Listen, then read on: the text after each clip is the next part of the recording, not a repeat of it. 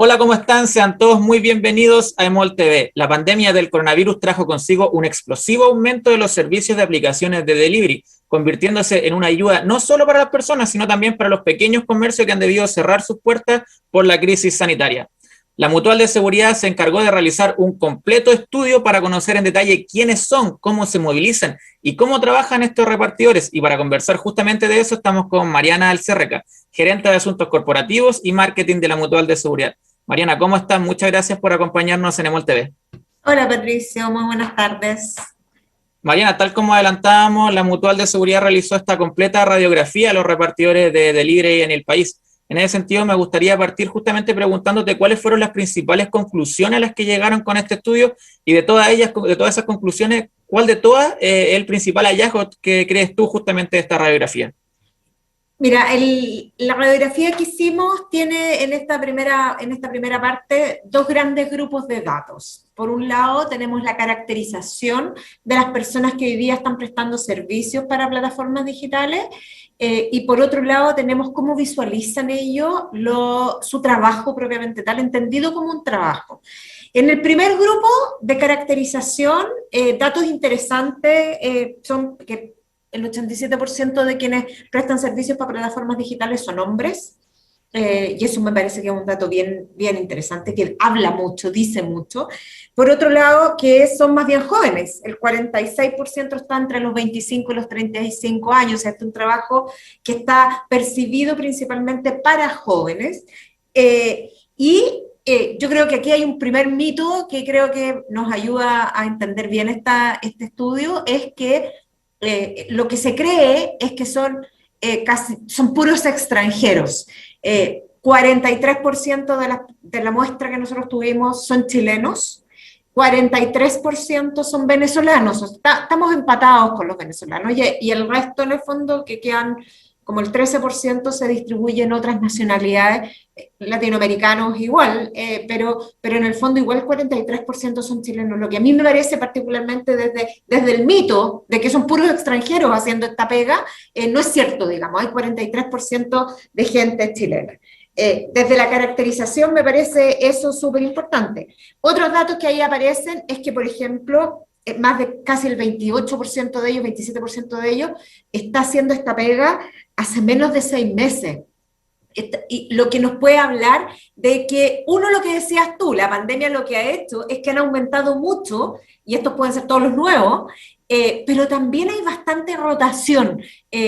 Con menos de 2 años tienes casi a todos. Entonces, este no es un trabajo que en general la gente se quede haciéndolo. Y eso es un dato que puede ser interesante. Y lo otro, 40 y casi el 50 trabaja para una sola plataforma, el 50% restante trabaja para 2 o más plataformas, entre 2 y 3 son el 40, incluso más de 5 alcanzan al 2%. Entonces, en general, se trabaja para más de una plataforma al mismo tiempo. Y eso también me parece que es un dato que es súper interesante tener en cuenta cuando uno mira cómo ha crecido este grupo de trabajadores en el tiempo. Otro mito que a mí me ha gustado mucho también derribar es que las motos son el principal medio de transporte a través del cual se hace la prestación de servicios de plataformas digitales, y esto no es así. El principal medio de transporte es la bicicleta para hacer este tipo de funciones, con 45%, seguido por las motos, por supuesto, con 27%, pero los autos también tienen un 27%. Entonces, lo que quiero plantear es que ese mito de que nos invadieron las motos por quienes prestan servicios para plataformas digitales es más bien un mito, si consideramos que el medio más importante es la bicicleta, y también si consideramos que en el fondo las motos andan de igual a igual con los automóviles como vehículos. Ahora, sin lugar a dudas, este es un trabajo que se realiza en la calle, y los riesgos a los que están expuestos los trabajadores que cumplen estas funciones están en la calle, y es donde están sus mayores riesgos. Justamente quería Ahora, preguntarte eso, Mariana, disculpa, como lo dices tú, el mayor porcentaje del medio de transporte es la bicicleta. En ese sentido, ¿cuáles son los principales justamente riesgos a los que se exponen estos repartidores que andan en bicicleta en su mayoría, en su mayor porcentaje, como lo dice el estudio? A ver, los riesgos son los propios de estar en la calle y donde tu protección es tu propio cuerpo. Entonces, desde ahí, todo lo que tiene que ver con, existen los riesgos propios del andar en bicicleta, caerte, chocar, que te choque, que no te vean, son los riesgos propios del medio de transporte. Pero además están los riesgos propios de la seguridad pública, donde ahí hemos escuchado mucho también de los robos de las bicicletas, de las agresiones que pueden ser objetos que son propios, que son riesgos más que laborales desde la seguridad pública. Perfecto. Ahora, la segunda parte del estudio, como te decía, teníamos 2 grupos de datos, estos que son de caracterización. La segunda parte que nos interesaba a nosotros era profundizar un poquitito más en cómo se entiende este trabajo desde quienes lo cumplen. Y a mí ahí me parece que hay datos súper interesantes. Por ejemplo, que el 53% de quienes trabajan para plataformas lo tienen como único trabajo. Eso significa que hay un 47% para los que no es un único trabajo, ya sea porque tienen otro trabajo y hacen en tiempos distintos, ya sea porque están estudiando y hacen además esto, o ya sea que lo están usando como en el periodo de transición entre un trabajo formal y otro trabajo formal. Pero tenemos que entender que aquí hay 47% de quienes prestan servicios para plataformas digitales que no es su único trabajo. Y desde ahí, que la independencia y flexibilidad sea una de las características más importantes que tienen este tipo de trabajadores respecto de su trabajo en particular. Un dato que también a mí me parece súper interesante es que el 64% de ellos considera una buena experiencia su trabajo. A mí, yo no lo he querido hacer, pero te lo preguntaría así abiertamente. Los periodistas, ¿cuántos crees tú que podrían estar satisfechos con el tipo de trabajo que realizan? No lo sé, y tratemos de no responder esa pregunta porque no me quiero meter en lío, pero un 64% de ellos consideran buena su experiencia de trabajar para plataformas digitales, que me parece súper interesante porque no es un mal dato. Están contentos por hacerlo. ¿Por qué están contentos? Básicamente, yo diría 2 grandes razones. Sin duda, es un buen trabajo, reciben ingresos que les parecen, son satisfactorios. Es más que el ingreso mínimo mensual que están recibiendo estas personas y desde ahí es una buena alternativa, tienen buenos ingresos. Pero además es un trabajo que te permite esa independencia y flexibilidad que es muy valorada en los tiempos de la era digital. Ya no estamos en la era industrial del trabajo, estamos en los tiempos de la era digital y desde ahí esa libertad, esa independencia, esa flexibilidad que a este tipo de trabajo es súper valorada. ¿Cuáles son los problemas? Sin duda, las tarifas y la claridad con las que se hacen los pagos. Yo creo que aquí la pega que tienen las plataformas es cómo hacer sistemas donde sea más claro entender qué es lo que te están pagando y probablemente los sistemas de reclamaciones, ok, si no estoy de acuerdo con algo, ¿cómo lo hago? Porque como es todo digital, ¿a quién le reclamo de alguna manera?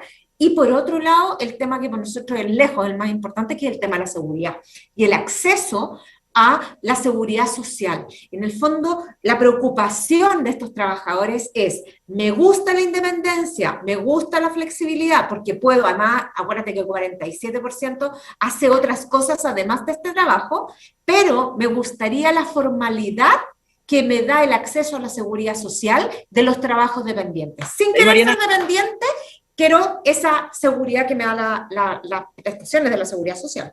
Justamente en ese punto me gustaría recalcar cuán necesario también es justamente que los repartidores puedan tener esta cobertura, por ejemplo, frente a accidentes, frente a enfermedad profesional. ¿Cuál se hace necesario que el debate también se gire en torno a eso? Fíjate que aquí es donde aparece la importancia de eso, porque en el fondo, cuando tú ves, y te insisto, lo que valora es la flexibilidad y la independencia, pero al mismo tiempo la necesidad de formalizar este tipo de trabajo, volvemos a algo que nosotros hemos comentado mucho. Ser independiente no tiene por qué ser informal.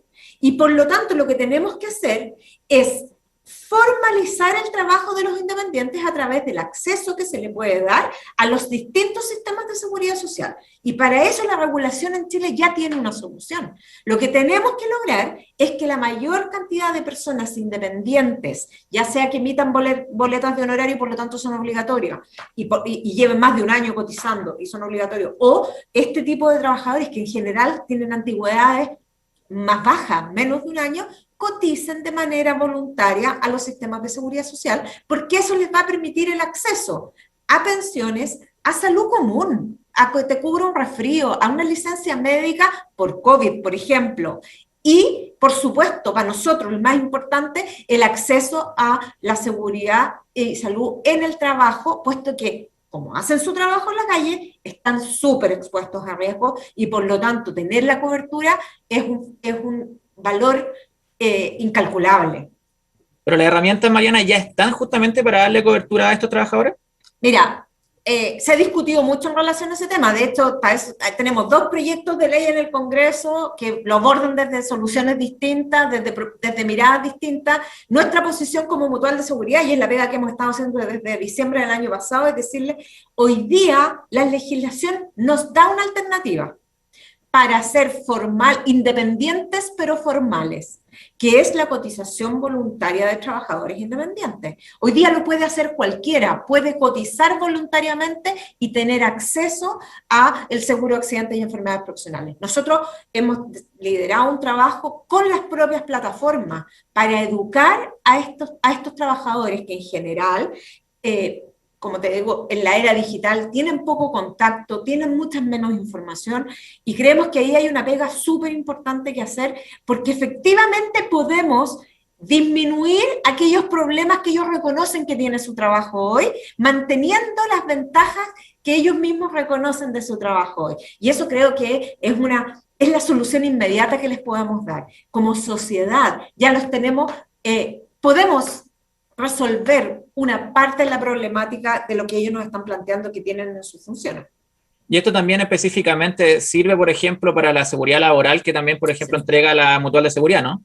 Sin duda, sin duda. Ellos pueden, con la cotización voluntaria de trabajadores independientes, acceder al seguro de accidentes del trabajo y enfermedades profesionales que les permitiría cubrir tanto los costos asociados a la recuperación física, médica, digamos, de cuando ocurre un accidente, pero también a las prestaciones económicas en caso de que queden, por ejemplo, 10 días sin poder trabajar, que te paguen el subsidio por ese día, siendo un trabajador independiente es algo súper valorado.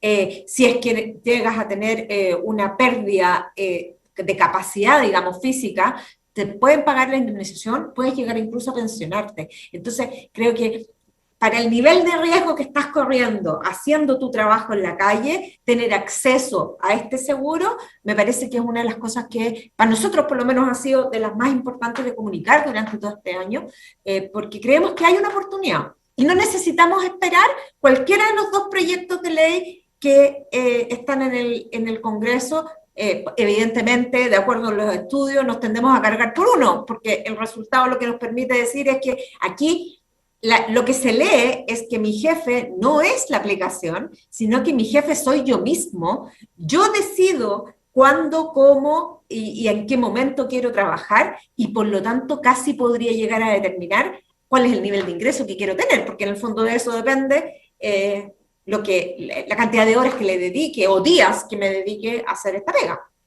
Mariana, en ese sentido, aún el mayor desafío justamente, aún que nos queda en este tema de los trabajadores de reparto, es justamente avanzar hacia Sí. esa seguridad social.